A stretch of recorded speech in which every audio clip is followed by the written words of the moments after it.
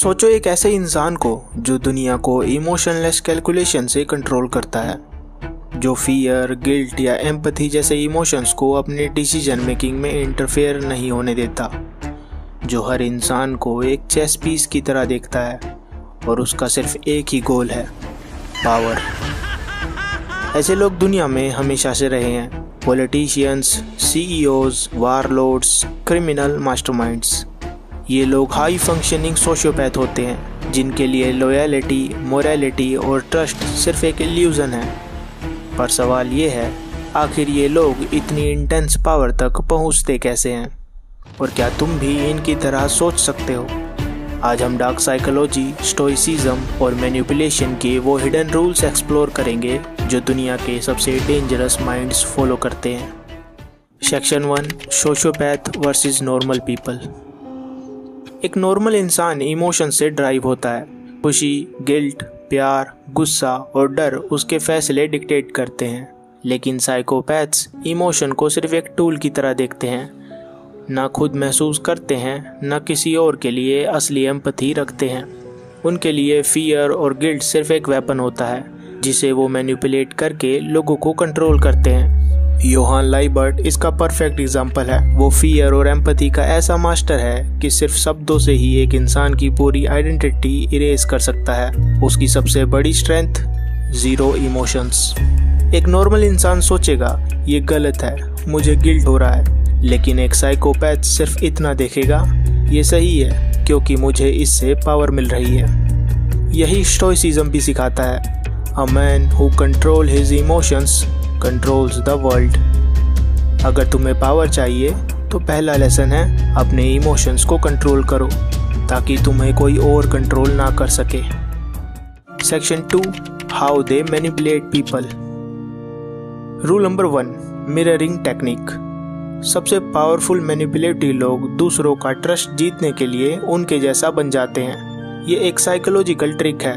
अगर मैं तुम्हारे जैसा बिहेव करूं, तुम्हारे इंटरेस्ट शेयर करूं, तुम्हारी लैंग्वेज और माइंडसेट मिरर करूं, तो तुम सबकॉन्शियसली मेरे साथ कनेक्टेड फील करोगे और मुझ पर ट्रस्ट करने लगोगे।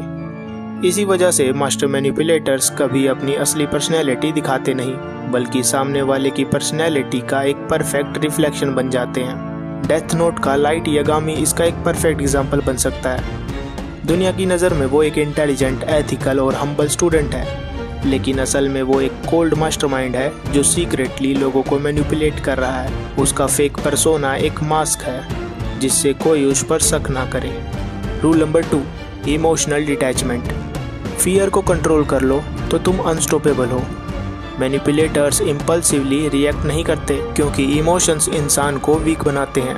जो लोग फियर, एंगर, गिल्ट या हेजिटेशन को अपने डिसीजन मेकिंग से अलग रख सकते हैं, वो ही अनप्रिडिक्टेबल और पावरफुल बनते हैं।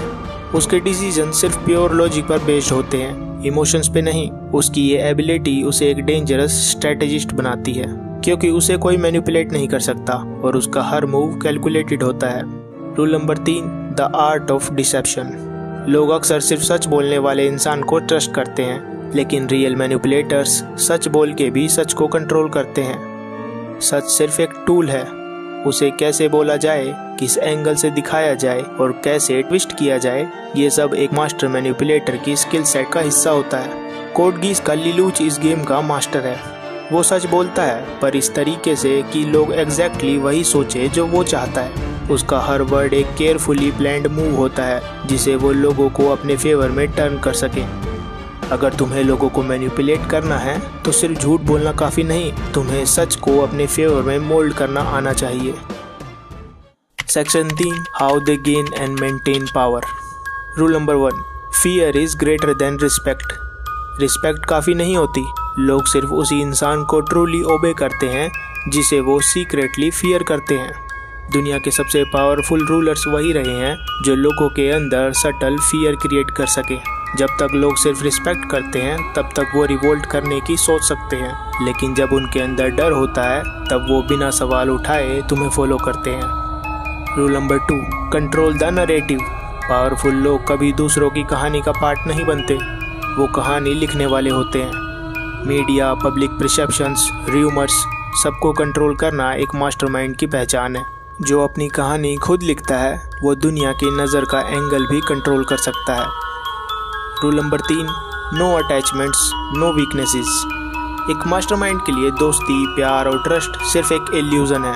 जो इंसान इमोशनली अटैच्ड होता है वो वल्नरेबल होता है, और वल्नरेबिलिटी उसकी डाउनफॉल बन सकती है। जो लोग अटैचमेंट से फ्री होते हैं वही दुनिया पर रूल कर सकते हैं। नारुतो का ओरोचिमारू इसका परफेक्ट एग्जाम्पल है। उसने खुद को कभी किसी से इमोशनली अटैच्ड होने नहीं दिया। उसका सिर्फ एक ही गोल था, इमोर्टैलिटी और power.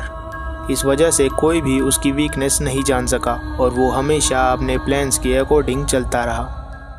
Section 4, the dark side. Power बिना कंट्रोल के सेल्फ डिस्ट्रक्शन बन सकती है। जब लोग पावर को सिर्फ एक टूल की तरह नहीं बल्कि अपनी आइडेंटिटी बना लेते हैं तो उनका डाउनफॉल ऑलमोस्ट सर्टेन हो जाता है। कई बार सबसे बड़े पावरफुल साइकोपैथ्स भी खुद से ज़्यादा डेंजरस मैनिपुलेटर के हाथों गिर जाते हैं। पावर गेम कभी ख़त्म नहीं होती, हमेशा कोई ना कोई आपसे भी बड़ा प्लेयर होगा ही। तो अगर तुम पावर के पीछे भाग रहे हो तो याद रखना, ये एक ऐसी गेम है जो कभी ख़त्म नहीं होती। आखिर में बस ये सवाल बचता है, क्या ये सब वर्थ इट था?